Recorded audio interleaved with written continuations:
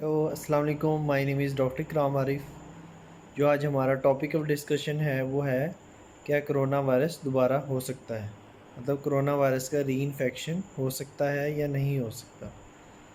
तो बेसिकली इसमें ये होता है कि जब कोरोना वायरस जब आपके जिस्म के अंदर बॉडी के अंदर एंटर होता है तो आपके जिस्म उसके अगेंस्ट एंटीबॉडीज़ बनाता है। तो जब एंटीबॉडीज़ बनती हैं तो हमारे जिस्म में इम्यूनिटी पैदा पैदा होती है। ठीक है। तो अब ये देखना होता है कि इम्यूनिटी कितने अरसे तक रहती है। तो वो अपने आपके हर जो पेशेंट होता है उसके जिसमें हर पेशेंट के लिहाज से वेरी करती है।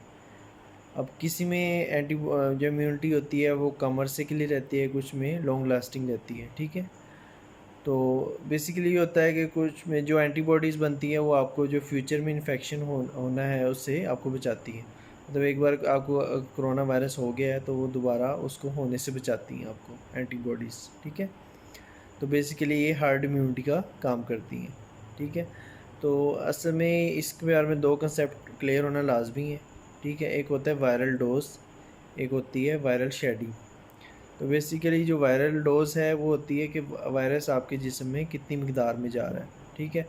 अगर कम मिकदार में जा रहा है तो आपके जिस्म में एंटीबॉडीज़ भी कम बनेंगी और इम्यूनिटी भी कम पैदा होगी और आपको इन्फेक्शन होने का दोबारा ज़्यादा चांस होगा। ठीक है। दूसरा कंसेप्ट होता है वायरल शेडिंग। ठीक है। जब वायरस आपके जिस्म में दाखिल हो जाता है तो वो जब इसके अगेंस्ट एंटीबॉडीज़ बनती हैं तो वो डेड हो जाता है। ठीक है। जो वायरस है वो डेड फॉर्म में तकरीबन 120 दिन से ऑनवर्ड कुछ महीनों तक रहता है आपके जिस्म में डेड फॉर्म में। ठीक है। तो इसके लिए ये होता है कि बेसिकली जो इम्यूनिटी होती है वो जो आपके जिस्म में पैदा होती है वो भी कुछ ट्रायल में 6 to 10 मंथ तक बताया गया है, कुछ इम्यूनिटी कुछ लोगों में वो कुछ ट्रायल में 2 ईयर तक बताई गई है। ठीक है। तो जो पीसीआर टेस्ट होता है वो बेसिकली जो वायरस होता है उसके आपने स्ट्रक्चर देखा होगा, वो मैं आपको पिक में भी दिखा दूंगा। तो उसमें स्पाइक प्रोटीन होती हैं। ठीक है। स्पाइक प्रोटीन जिसको हम चूंचे कहते हैं। ठीक है। उसके ज़रिए से वो जो वायरस है आपके जिस्म में दाखिल होता है और जो जो स्पाइक प्रोटीन होती हैं वो एक लेयर के ऊपर लगी होती हैं जिसको लिपिड लेयर कहते हैं। जो लिपिड लेयर होती है उसका फंक्शन ये होता है कि अगर इसलिए हम कहते हैं कि आप साबुन से बार बार हैंड वॉश करें। ठीक है। तो उसमें ये होता है कि जो लिपिड लेयर होती है जब साबुन से हम हाथ धोते हैं तो डिज़ोल्व होती है वो वायरस, तो हम वायरस डेड मतलब उससे बिल्कुल वॉश हो जाता है और हम उससे प्रोटेक्शन हासिल कर सकते हैं। ठीक है। और दूसरी वजह ये होती है कि जो पीसीआर होता है वो आपके ज़िंदा वायरस को भी डिटेक्ट करता है और मुर्दा वायरस को भी डिटेक्ट करता है। जो हम लेबॉर्ट्री में जैसे आरएनए के एक सैंपल लेते हैं। ठीक है।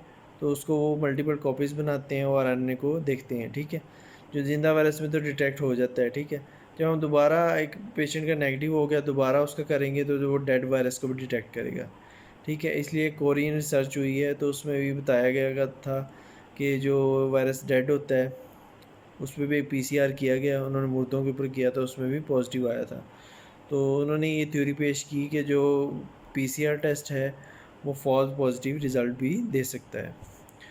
दूसरा एक क्वेश्चन होता है क्या ये जो वायरस है दोबारा अब जिस्म में ज़िंदा हो सकता है। तो बेसिकली जो हेपेटाइटिस बी के एचआईवी के होते हैं वो आपने सेल के अंदर देखा है कि एक न्यूक्लियस होता है। ठीक है। वो जो सेल के अंदर एंटर होते हैं तो न्यूक्लियस तक अप्रोच करते हैं। ठीक है।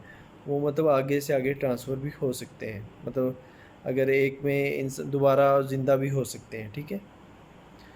जो दोबारा जो जो इसका कोरोना वायरस है वो आपके जिस्म में जब दाखिल होता है, ठीक है, वो साइटोप्लाज्म तक रहता है, वो न्यूक्लियस तक अप्रोच नहीं करता।